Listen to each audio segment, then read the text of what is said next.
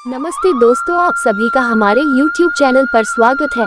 आप हमारे चैनल पर पहली बार आए हैं तो हमारे चैनल को सब्सक्राइब कर घंटी की बटन को दबा देना ताकि आप और भी इसी तरह नया कहानी देख सकते हो। धन्यवाद।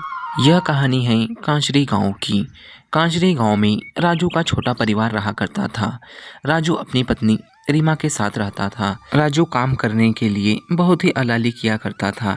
उसकी पत्नी रीमा उसे हमेशा ही डांटा करती थी। राजू जंगलों में जाकर छोटी छोटी मासूम चिड़िया को पकड़कर उन्हें अच्छे से अच्छे दाम पर बाज़ारों में बेचा करता था। लेकिन बाज़ारों में भी अभी चिड़िया के भाव बहुत ही कम हो गए थे और लोग काफ़ी कम खरीदा करते थे। राजू इन्हीं कारण बहुत ही परेशान रहा करता था। आज राजू कुछ भी न बेचकर खाली हाथ अपने घर चला जाता है।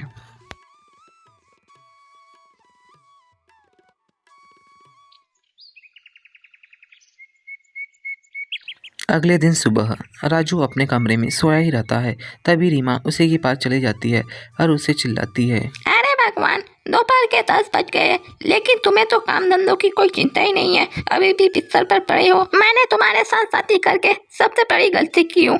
तुम हो कि हलाल के हलाल हो, ना काम में जाते हो ना कुछ करते हो। मासूम चिड़िया को पकड़ पकड़ कर ही बेचा करते हो। आप तो वो चिड़िया को खरीदता भी नहीं है, लेकिन तुम हो कि उस चिड़िया के पीछे ही पड़े हो। अरे भाग्यवान, तुम नाराज क्यों होती हो? तुम्हें पता है ना, उन्हीं चिड़िया की वजह से आज हमारा घर इतना बड़ा है। नहीं तो पता है कि हम तो बहुत ही गरीब थे। आज भी मैं उन चिड़ियों को बेचकर कम से कम दाम तो कमा ही लेता हूँ।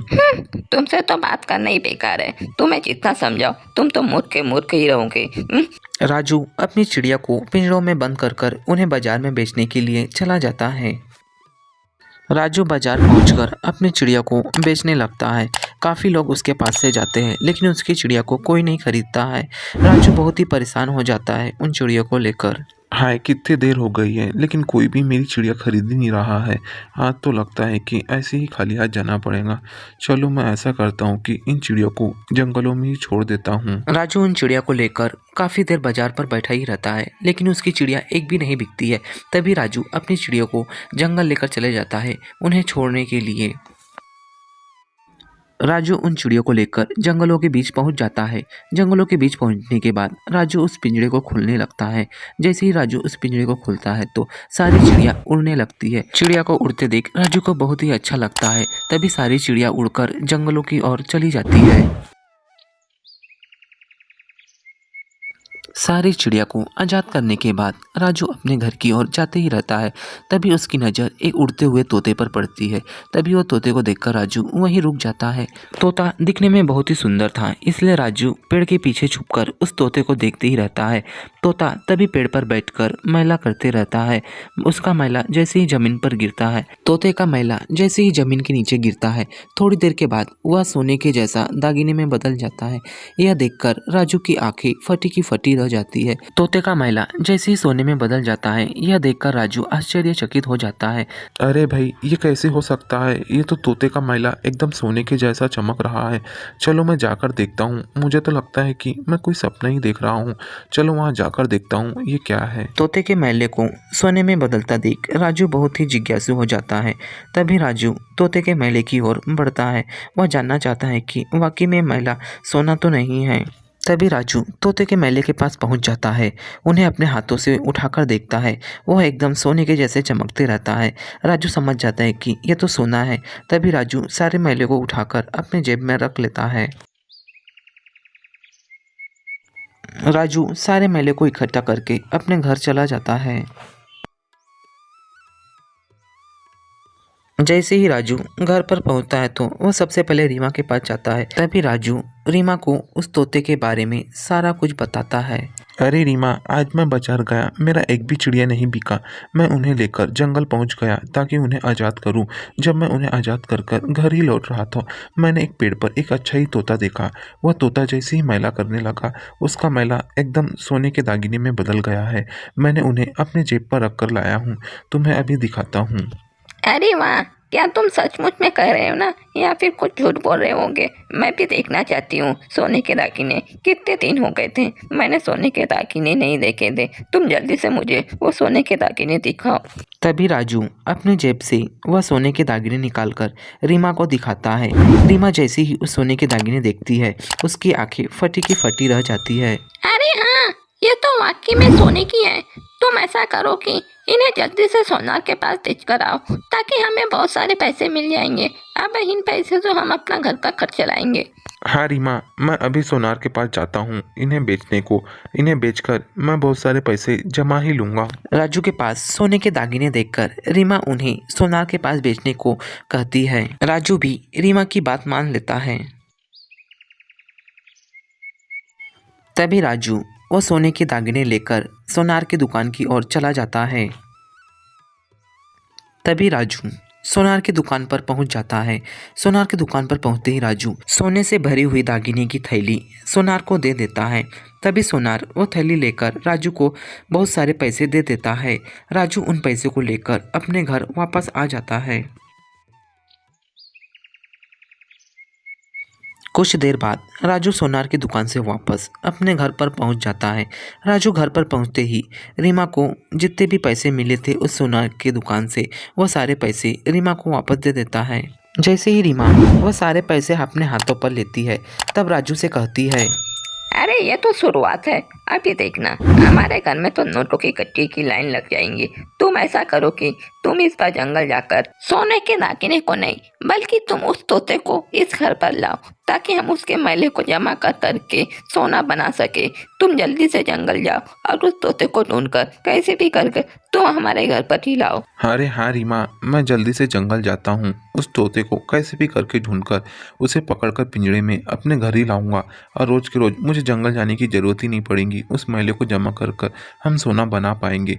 मैं अभी जाता हूँ। तभी रीमा लालच के कारण इतनी अंधी हो जाती है कि वह उस तोते को पकड़ने के लिए राजू को जंगल भेजने की बात करती है। तभी राजू रीमा की बात मानकर जंगल जाने को भी तैयार हो जाता है।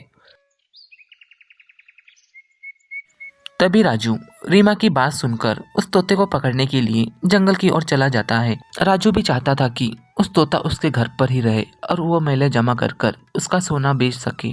तभी राजू जैसे तैसे जंगल पहुंच जाता है। वह इंतजार करता है तोते का। तोते का इंतजार करते हुए राजू को काफ़ी देर हो जाता है। तभी वह तोता उड़ते हुए उस पेड़ के पास ही आ जाता है। राजू इसे देखकर बहुत खुश होता है। तोता पेड़ पर ही बैठा रहता है। तभी उसकी नज़र राजू के रखे हुए पिंजरे पर पड़ती है। पिंजरे के अंदर कुछ दाने रखे हुए थे। तोता उन्हें देखकर उसकी ओर आकर्षित होता है।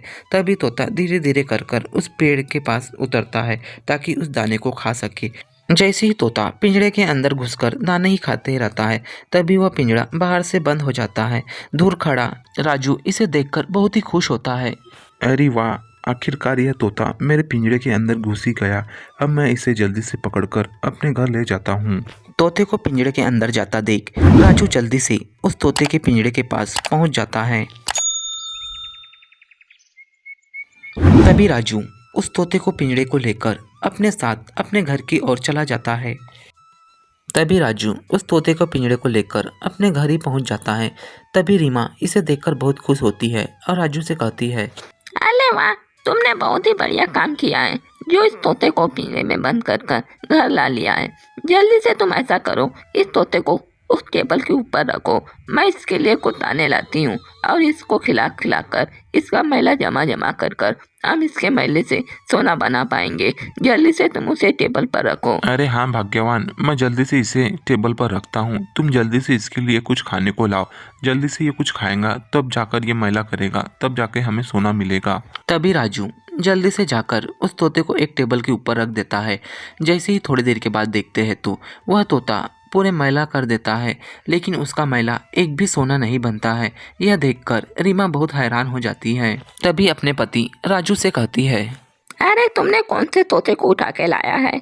तुम तो गलत तोते को उठा कर ला लिए हो। ये तो सिर्फ खाकर मैला ही कर रही है, लेकिन इसका मैला तो सोना ही नहीं बन रहा है। तुम जल्दी से जाकर किसी दूसरे तोते को उठा कर लाओ, ये दूसरा तोता है। अरे नहीं भाग्यवान, ये तो वही तोता है जो मैंने उस दिन देखा था। ये बिल्कुल वही तोता है, लेकिन ये अभी मैला क्यों कर रहा है? इसके तो मैले तो सोने बनते थे। तभी जादुई तोता रीमा और राजू की बात सुनकर उनसे कहती है, विटू विटू विटू, तुम दोनों बहुत ही मूर्ख हो। मैं तो जंगल में रहकर जादुई मिर्च खाया करती थी, तब जाकर मेरा मैला सोना बनता था। लेकिन तुमने तो मुझे दाल चावल ही खिलाया है, कहाँ से सोना बनेगा? विटू विटू विटू। तभी रीमा जादुई तोते की बात सुनकर अपने पति राजू से कहती है। अरे देखो, ये मिट्टू कह रहा है कि ये तो जादुई मिर्च खाता है। तुम जल्दी से जंगल जाकर उस जादुई मिर्च के पौधे को यहाँ लाओ और ये मिट्टू को खिलाओ, तब जाकर इसका मैला सोना बनेगा। तुम जल्दी से अब जंगल जाओ। हाँ, मैं अभी जाकर उस जादुई मिर्च के पौधे को लाता हूँ ताकि यह मिट्टू खाकर उस मैले से हमें सोना दे सके। तुम जब तक इस मिट्टू का ध्यान रखना। तभी राजू रीमा की बात सुनकर वह जादुई मिर्च के पौधे को खोजने के लिए जंगल पहुंच जाता है। राजू जैसे ही जंगल पहुंचता है तो वह जंगल के कोने कोने पर घूम घूम कर देखता है, लेकिन उसे जादुई मिर्च का पौधा नहीं मिलता है। आखिर राजू हैरान हो जाता है। हैरान होने के कारण राजू अपने घर की ओर वापस आ जाता है। राजू जंगल के सारे कोने को खोज लेता है, लेकिन उसे वो जादुई मिर्च के पौधे नहीं मिलता है। तभी वह घर आकर रीमा से कहता है। अरे रीमा, मैं तो जंगल गया था, जंगल के कोने कोने को देखा, लेकिन मुझे तो वो जादुई मिर्च के पौधे कहीं भी नजर नहीं आए। ऐसे में मैं फिर घर वापस आ गया। अरे तुमसे तो एक काम भी ढंग का नहीं होता है। तुम्हें सिर्फ जादुई पौधे खोजने को कहा था, लेकिन तुमने भी तो जादू के पौधे नहीं लाए। अब मैं ही जाकर मुझे ही लाना पड़ेगा। तुमसे तो कुछ उम्मीद रखना ही बेकार है। चलो तुम अपने मिट्टू का ध्यान रखना, मैं जल्दी से जाकर उस जादुई पौधे को लाती हूँ। इस बार रीमा जादुई मिर्च के पौधे को खोजने के लिए खुद ही जंगल चली जाती है, लेकिन रीमा जैसे ही जंगल पहुंचती है वह भी कोने कोने खोजती है जंगल के, लेकिन उसे जादुई पौधा कहीं भी नजर नहीं आता है। रीमा जादुई मिर्च के पौधे को खोजते खोजते वह बहुत परेशान हो जाती है। उसे न मिलने पर वह भी अपने घर की ओर वापस आ जाती है। अरे मैं तो जादुई मिर्च का पौधा हूँ। मैं तो उन्हीं लोगों के सामने नजर आता हूँ जो लोग मुझे सच्चे मन से देखना चाहते हैं, लेकिन तुम लोग तो लालची हो। लालची लोगों को मैं कभी भी नहीं मिलता हूँ। रीमा भी जंगल जाकर सारा जंगल छान लेती है, लेकिन उसे कहीं भी जादुई मिर्च का पौधा नजर नहीं आता है।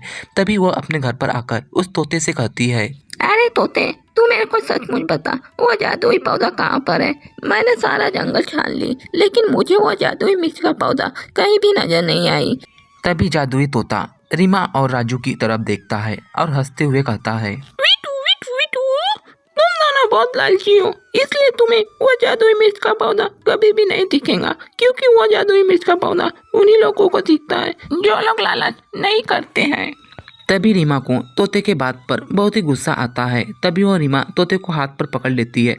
जैसे तैसे तोता रीमा के हाथ से छूटकर वह उड़ जाता है। उड़कर वो जैसे ही पिंजरे पर बैठ जाता है, तभी तोता रीमा और राजू को लालची कहकर वहां से उड़ जाता है और हमेशा हमेशा के लिए वह अपने जंगल की ओर चला जाता है।